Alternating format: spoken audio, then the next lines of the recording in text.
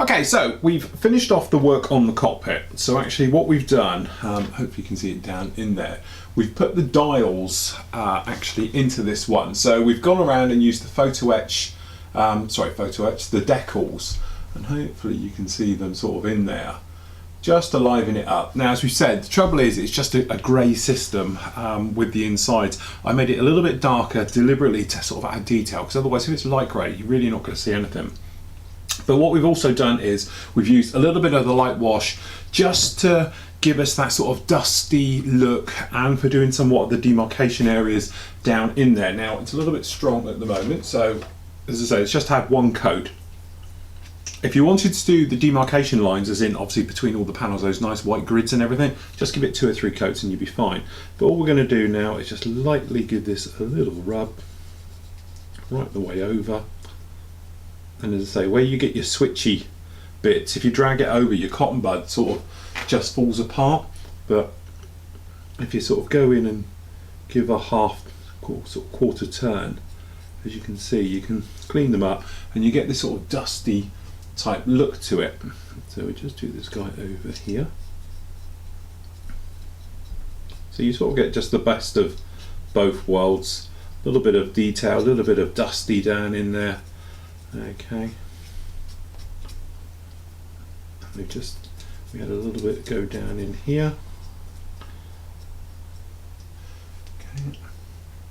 And saying, just keep your cotton bud nice and wet, some quarter turns just in amongst those switches, just to highlight them. And as you can see, they really start to pop out. And considering, as you said, this is just ink wash, which we haven't overcoated, by the way, it's literally just sitting there, so you're getting sort of a greyness coming out. So it was just that thing of a very, very quick pass over with dry brushing, just to sort of highlight some of the areas, bring them out.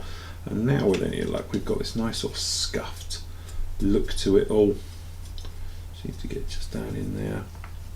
Okay, and there we go, somewhat livened it up. Now I know, as I said, it's not as in the reality, they are very light grey and all the rest of it. I've slightly darkened it because, well, by the time we get the 2 halves on this and the canopy, and because it overhangs so much on these, got quite an overhang on this, it's actually going to make it quite dark naturally in here. So instead of it just being sort of dark grey everywhere, I've done it so when this clicks in, hopefully we can see in there, you get that nice little bit of, you know, contrast going in, so at least you've got something to look at once it's all together. So we've also put the decals on the sides of the seats, so we've got the little headrests. Okay, they've got the little, put the ones on there. It's little touches like that that really bring it to life. So the decal supplied for it, so that's why we've done it. Same time, we thought with sink marks in here, they're not. They're actually locating, well, not locating, well, they are for the outside, for the refueling probe going down there. They are so vague, I'm just hoping they're roughly going to fit, because they're just like soft dips. So I've just used a 1mm drill bit and just put those down there, hoping that they're in the right place. But as I said, it's somewhat of a very soft fit. Doors all put into here, as I said. Would be nice to sort of liven this up just a little bit, but unfortunately we're not. There is a couple of ejector pin marks in there, but I think by the time you've got the gear in there and the doors over, you're not going to see them, so that's why I haven't worried with it. As you can see, we've got these scoops in the front here, so we're definitely going to have the ADV version. So a couple of things we're going to do now. Finished the cockpit area for what we need to do on that one. That's great. So we're going to paint the intakes white just down in here. So we're just going to grab this. Now I've still got a little bit of grey in my airbrush left over from yesterday's spraying. So we're just going to give that a bit of a chuck out.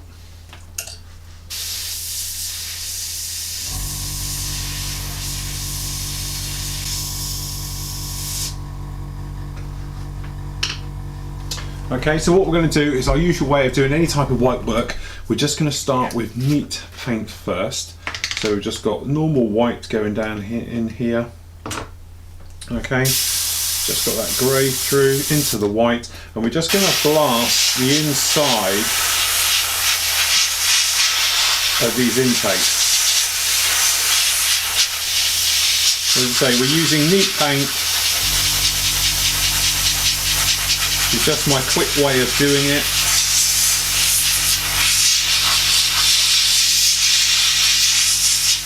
There's one side.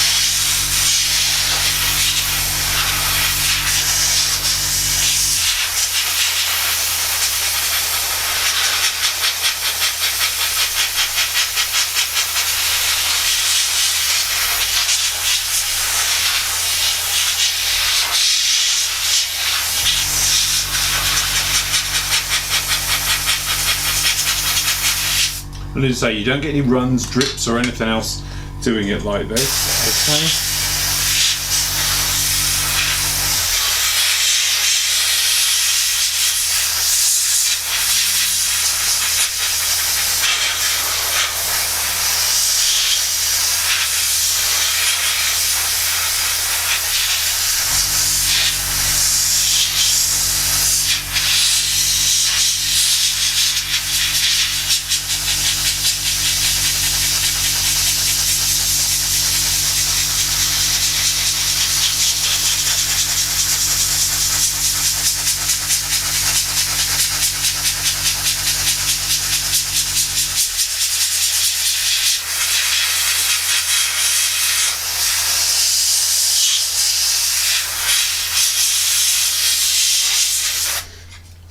That's those done. As I say, because they're dry, you can do them straight away. Bit of a long job there because I think the airbrush was struggling, so I haven't cleaned it out.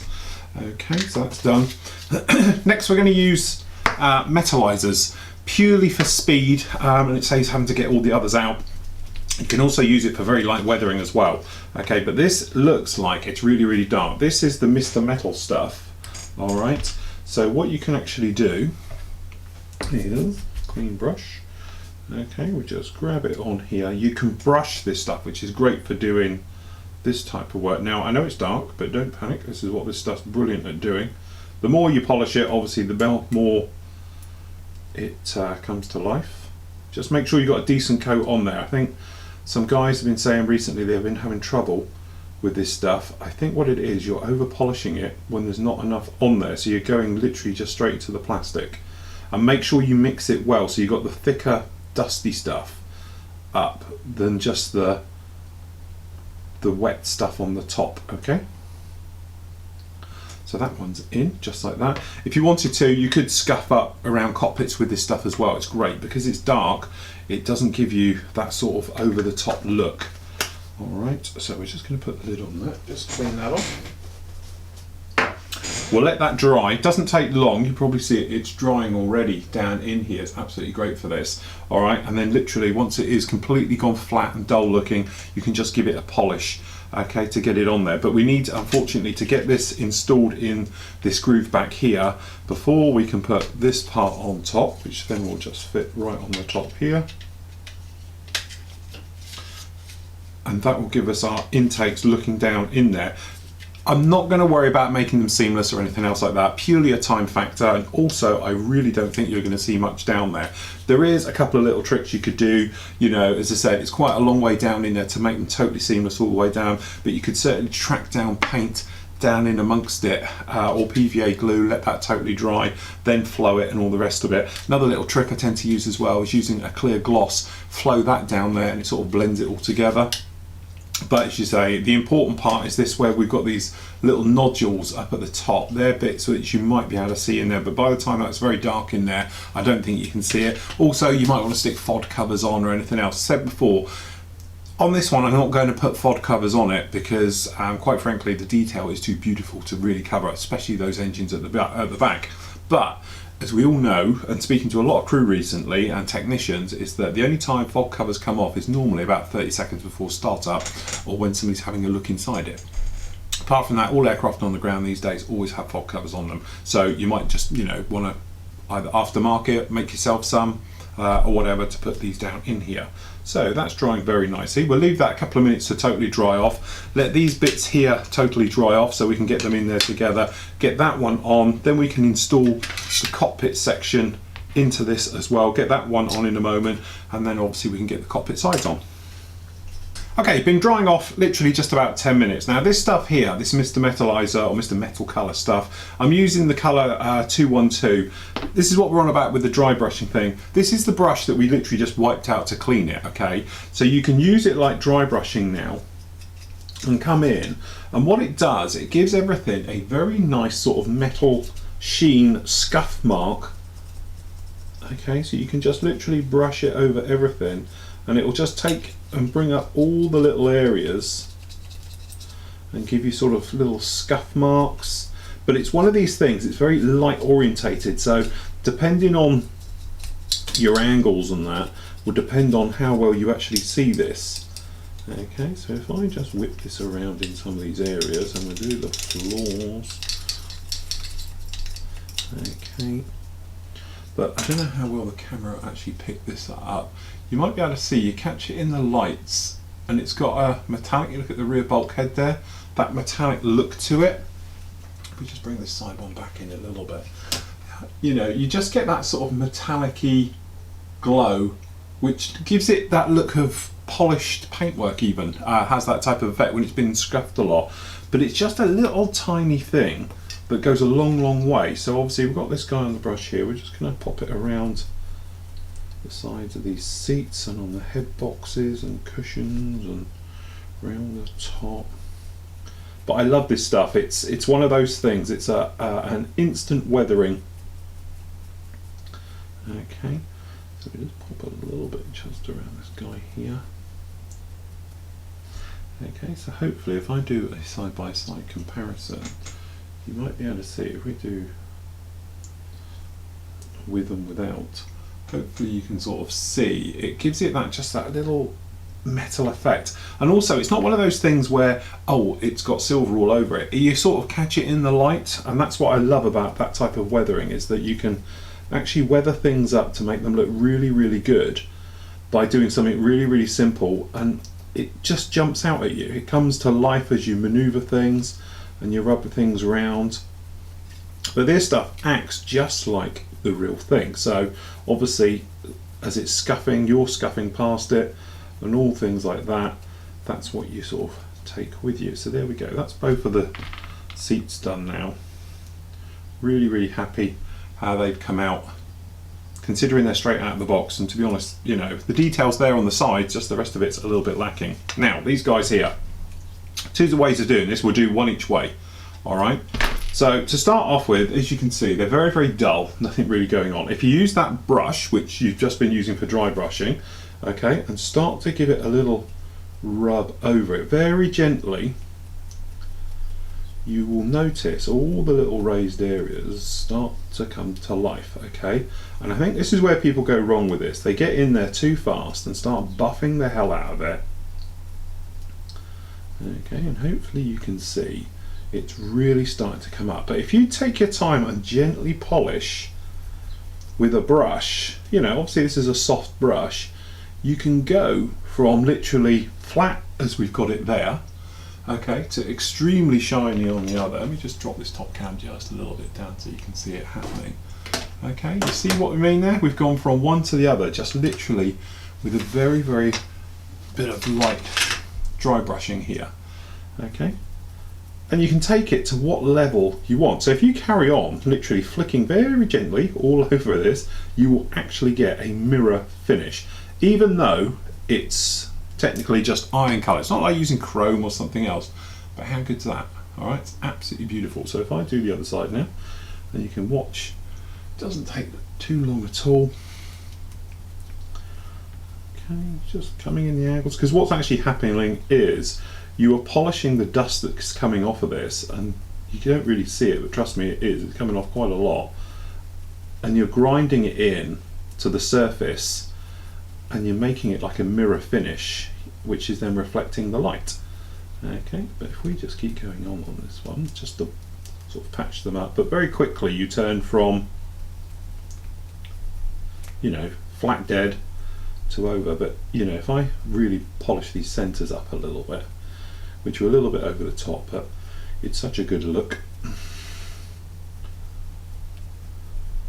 But I love the effect of this stuff. It's just lovely stuff to work with. It's very, very forgiving. and it's hard as nails once it's dry. But again, remember, make sure you got a nice thick coat on before you come out. But there we go. Can you see the reflections on these fronts? If I pop this down, okay. Just drop this top one down. You might be able to see. You get an absolutely beautiful finish off of those. And it's one of those things, usual thing, unfortunately the camera isn't doing it justice, because actually I can see my face in the reflection on the nose on the tops here. Alright, absolutely lovely. So as I said, really, really easy to do, very straightforward, and it's one of those things that's a great investment to have. So if we just pull this back out again. So what we can do now is install these in.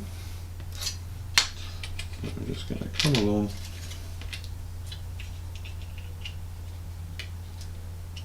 pop one in. So what we're going to do is use a little bit of super glue, to be honest, purely because it will stick in there without affecting everything on the other side. And then what we do, so that's those in. We're just going to put a big old dollop just down in the middle here, these pins, and perhaps in here, just so it locates.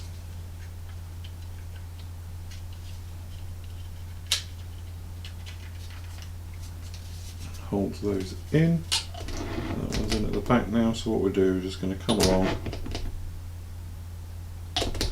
good dollop in there, in the front there, grab a clamp,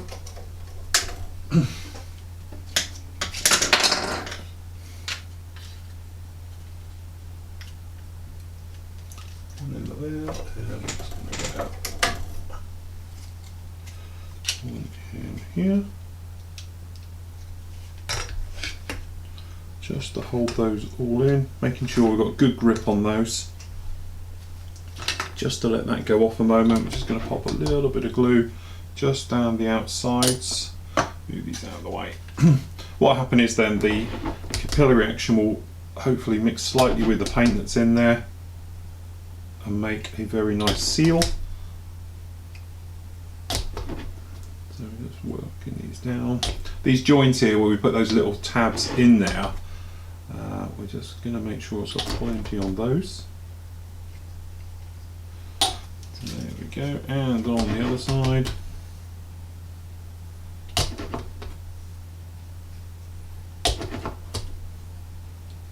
Just a little bit all around these.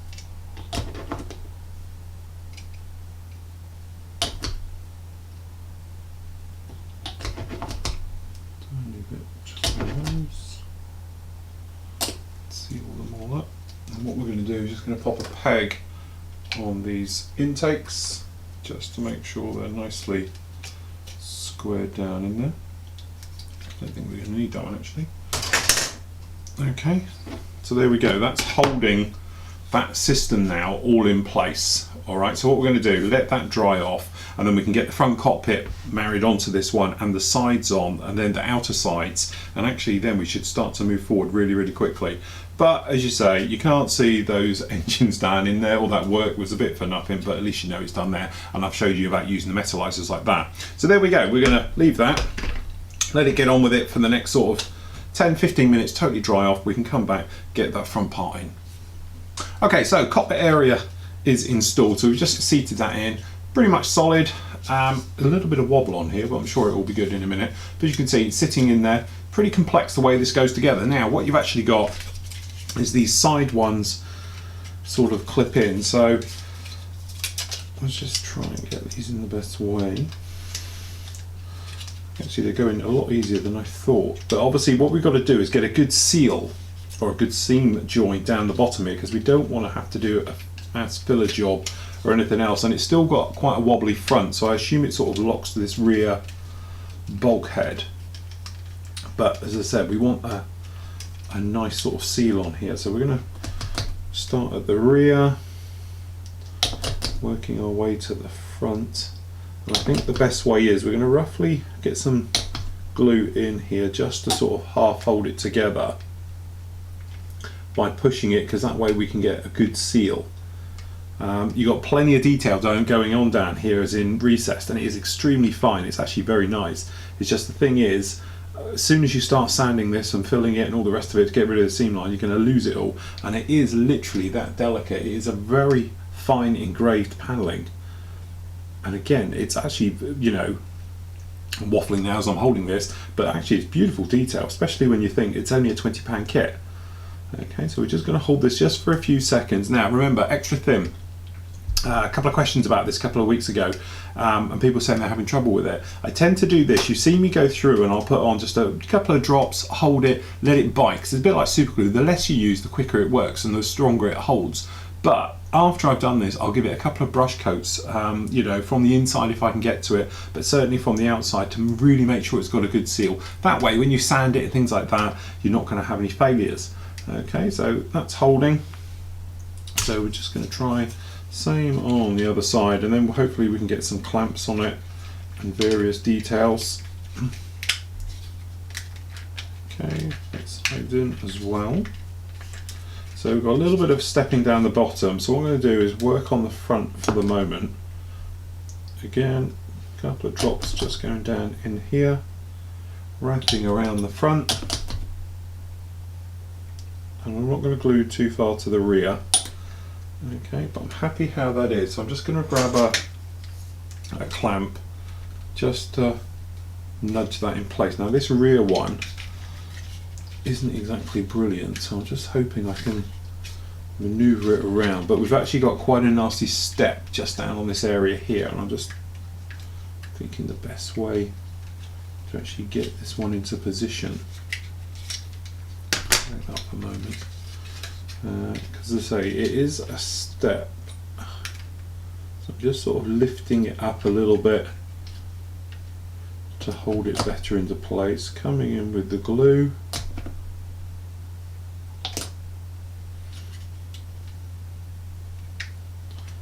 to sort of hold it in there just a little bit better, just trying to lift it up a little bit just to get it in there. Got a little bit too much glue on the go there.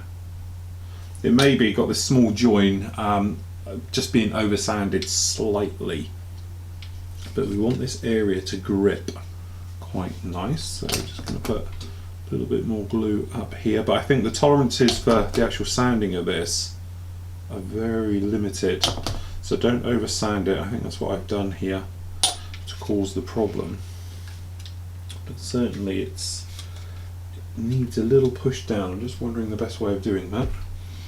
About some expanding clamp. Actually that works quite well. Got the tweezers, obviously with the spring effect, it's just enough to literally hold it slightly open, which is what we want, just like that. Same on the other side, just like that. So getting a good seam down the bottom, just coming in, touch more glue, holding that line. Happy with the way the front one is now. Doesn't need a clamp, it's actually holding lovely. So we're going to seal this bottom up and let it dry a little bit before we start playing with the others, because you need to glue it to that rear bulkhead from where the intakes are onto the back. Then we've got to get these side ones on there, but I don't want to over rush this and have too many things on the go at once. So what I'm going to do is just going to use this clamp, popping him in down here, a little bit of a squeeze just to make sure it's in there. Okay, so leave that, let that one dry off, come back, have a look at it, but so far so good. Okay, so that's that joined on the front, as you can see. Now this under here, although not perfect, I think it'll do suffice. As I said, it's quite a complex area. I can understand why it is. This entire base unit front will be different for different versions of the kit. It just makes it sort of overly complex way of doing it, I think, compared to some of the earlier manufacturers who've made kits like this, but it gives you a nice level of detail moving right the way through. So next up, these side plates. Okay, now they fit in. Now the way they go in is to literally, this back piece here fits inside here. All right, so you sort of drop it down, and make sure that one's in, and then it all sort of fits in. Again, quite a nasty steam running down the front and down here, but again, it's in an area I think you can get on with. It's just that because it's quite softly moulded, the plastic with Revell kits, you always get that sort of gap with it. But as you can see, as a drop-in fit, it goes in there pretty well. So what we're going to do is plenty of glue from the inside up in this seam from this side, and also you can see at this point, get that one in and then just nudge him in a bit. There we go. Just hold him for a few seconds, let him sit in. But you might be able to see you've got some lines running down here. This is where they actually sit in and are going to push up against, okay? So we're just holding him up there and say just a small amount of glue. Get that down in there. And if you've sort of lined these up, they all sort of fit quite nicely. You should have no problems at all with it. And as I say, just giving it a bit of a nudge. Let's change my hand over just down the back here, it should help. Quite a bit of glue down this seam line just to make sure it all welds in. And I think we're going to have to play around with some of these joins and things like that just to sort of improve fits. And it's a couple of little weak spots. We were saying about this gear, you might be able to see down in there we've got the two plates, there's a gap between the two. I should think technically they should be together. And as I say, it's just a little bit gappy all the way round in there. But as I said, if you spent a little bit of time, I think you could really turn this kit around. So we're just going to do this front one up there here, and this guy, a little bit of glue just down there and a bit of a nudge to hold it. Okay, and then the same on this inner wheel well. Just a little bit of glue just running down, let the capillary action flow. Okay, we'll just hold that there for a second. Get that one in. So we can do the same on the other side.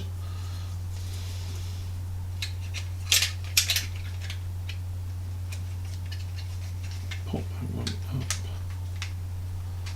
In, that fits in just as well. Have a look around, check for flash. I found a couple of flashy bits. Just trying to hold that in there.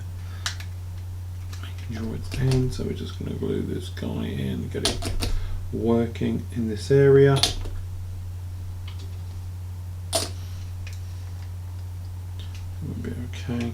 But as you can see at the top, it's bulging out quite a bit, alright? So that needs to be sort of pulled in and all sort of taken care of to make it fit better. Now a lot of that is to do is this guy down here, you might see you've got a little white mark, it's a stress mark.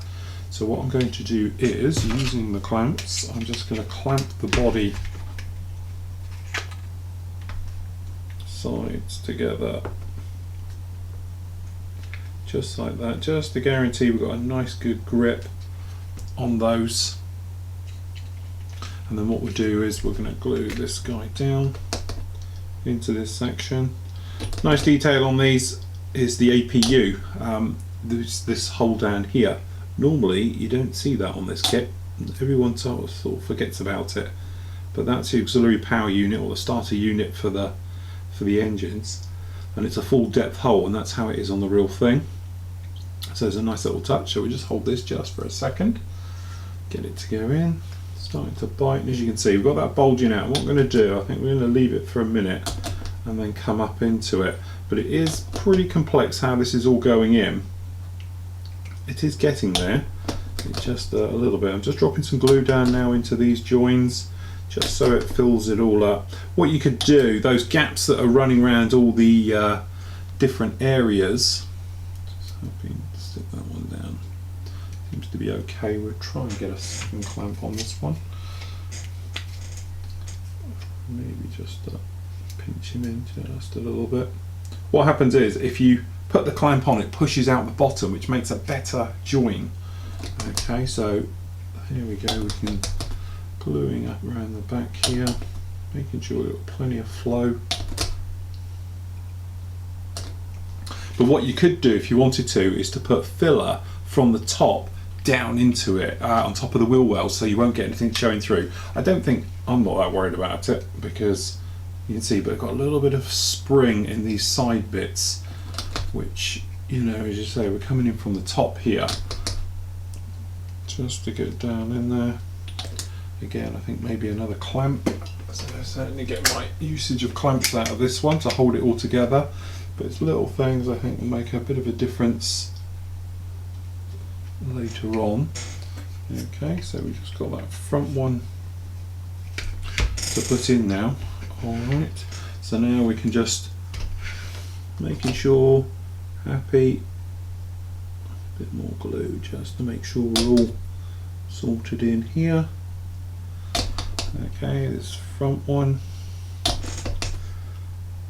and because it's multiple, just make sure of your geometry to make sure you're all sat in there, and actually that's working pretty well. Don't get a peg to stretch over. It might need another clamp just down in here just to hold this one, but actually considering it's very complex, the amount of parts that go down in there, it goes together easier than the Hasegawa F18 Hornet, which is, I would describe it the same type of way it goes together in there. So looking pretty good. We're going to leave it just there for a second, let that get a grip. Alright, next to go on, we've got to put onto the actual the intakes. The inner ones go in, and we've got these wing sections which are really weird, but this is what hold the wings on. That's why it's important to make sure this geometry is all good with all of this, because if it's not, what's going to happen is I think it could even throw your wings out. So just taking your time with it, making sure you're happy of how it is all coming together. So we're going to run some more glue around there. As I say, going to let that go off, get a good grip before we start playing with it anymore. But certainly on the top here, quite happy how this is all coming together. We haven't got a mass seam line. What I'm going to use is a straight edge blade. I think I'm going to drag down to blend it in so we don't lose too much detail. But as I said, I'm not unhappy with the way it's all going together. It's complex, taking your time with it, making sure, check around for flash as well. There's tiny little bits here and there, and I found those gave a little bit of fit issues, so make sure you've got no flash absolutely anywhere on this, and it will help all your fits a lot better.